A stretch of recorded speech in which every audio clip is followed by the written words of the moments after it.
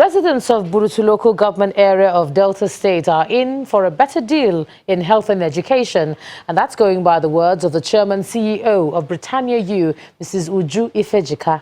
Britannia U, through its corporate social responsibility platform, Lilliford Foundation, took a free medical mission to the community into the waiting arms of expected beneficiaries. Mrs. Uju Ifejika and her team arrived to the warm embrace of women from various communities that make up the kingdom and the representatives of the traditional ruler, His Royal Majesty Joseph Timia.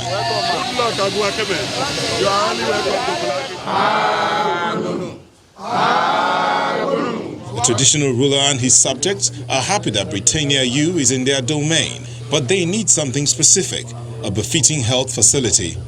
The nearest health facility is at Ogula community across the sea.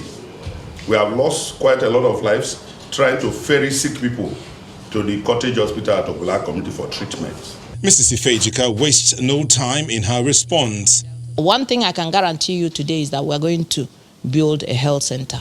Also, we're going to set up the scholarship scheme. It's wonderful. It's beyond one expectation. You know, good health is wealth. Well, thank you. Prayers were said for the kingdom and Britannia U.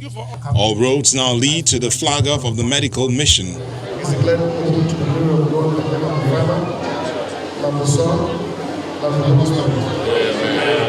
Medical personnel with various skills are here, attending to people in need.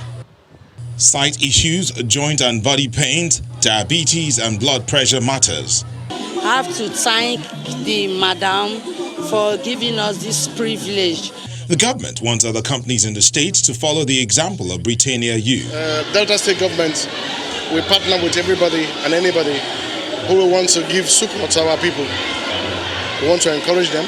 I want to call on other companies operating within the Niger Delta area to copy from Britannia U. Britannia U says it's not done yet. Say thank you to all our donors, that have made this possible. What we are asking is we need more sponsors to come in. We want to tell you that we value your partnership and we'll continue to work with you. Dance is often considered an expression of emotion after a victory of any kind.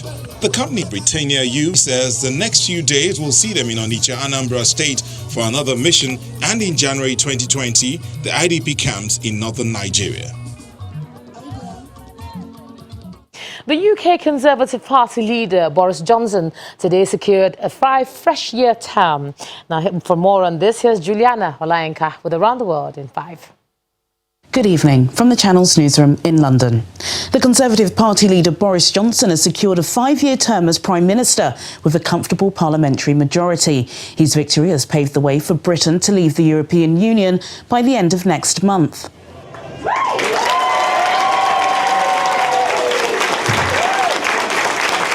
The election result was crushingly one-sided. The ruling Conservative Party now has a majority of over 78 seats, a resounding triumph not seen since Margaret Thatcher's government in the 1980s. This is the worst Labour defeat in decades. Why not? The Labour Party suffered one of its worst general election results in living memory. Boris Johnson's victory saw the Conservatives taking territory that Labour had held for nearly a century. Party leader Jeremy Corbyn announcing his resignation. Those in Leave areas, in some numbers, voted for Brexit or Conservative candidates, which meant that we lost a number of seats and we didn't make the gains that I'd hoped we could have done, particularly in the Midlands and Yorkshire in the north. I will talk to our National Executive about what we do in the future.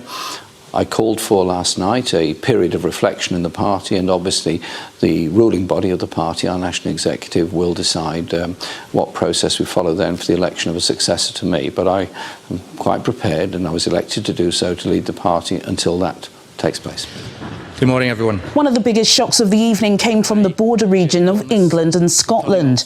The Liberal Democrat leader Jo Swinson lost her seat in Parliament. Her campaign to revoke Article 50 if she was voted into number 10 backfired. Though I won't be your leader, I will be walking alongside you. We will reflect, regroup and refresh. we must continue to grow our Liberal movement, both attracting Lib Dem members and by reaching out to work with those who share our values wherever they are. Elsewhere, the Scottish National Party increased their number of seats in Parliament. Leader Nicola Sturgeon, now more determined than ever, to call for an independence referendum. I have been clear that a referendum must be the responsibility of the Scottish Parliament.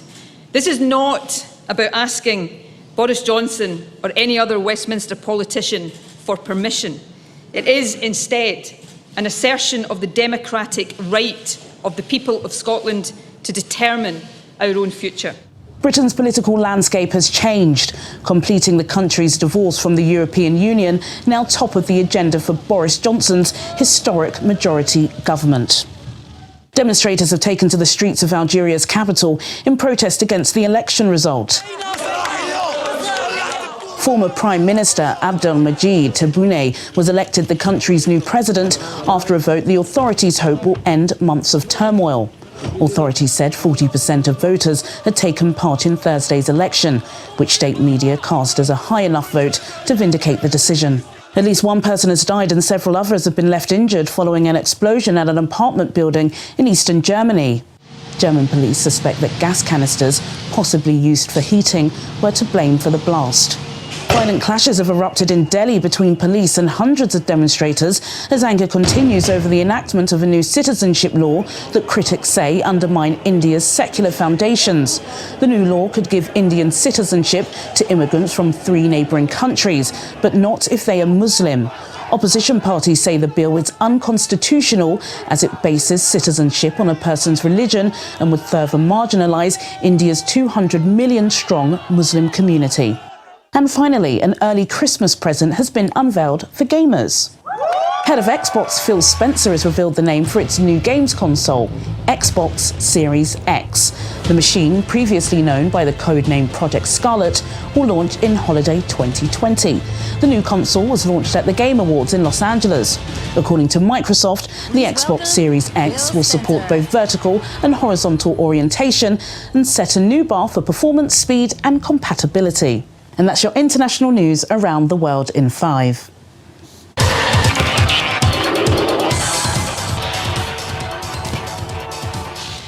MFMFC this evening beat Akwa United FC 3-0 in match day 8 of the Nigeria Professional Football League clash played at the Agege Stadium in Lagos. Clement Ogu put MFMFC in front from the penalty spot after a foul on Tunde Aziz 3 minutes before half-time. Substitute Alade Balogun doubled the lead with a nice tap-in after Itudo Akor failed to save Adeniji Adewale's effort. Balogun bagged his brace with an easy finish off a weak shot from Akwa United goalkeeper Itudo Akor in the 82nd minute. Following the win, MFMFC have moved second on the NPFL league table. I'm Ayatunde Balogun. That's it in sports news. Ijoma, back to you for the round. Thanks a lot, Ayatunde. And the main news again. Some APC supporters loyal to the party's national chairman, Adams Oshomole, today held a rally in Benin, the Edo State capital, in defiance of orders by the Inspector General of Police and the state government banning rallies, processions and demonstrations. The party chairman officially received the opposition leader, Osage Izeyamu, to his party. That's the news at 10 tonight. Thanks a lot for staying with us. I'm Ijoma Onyato. Do have a great weekend. Good night.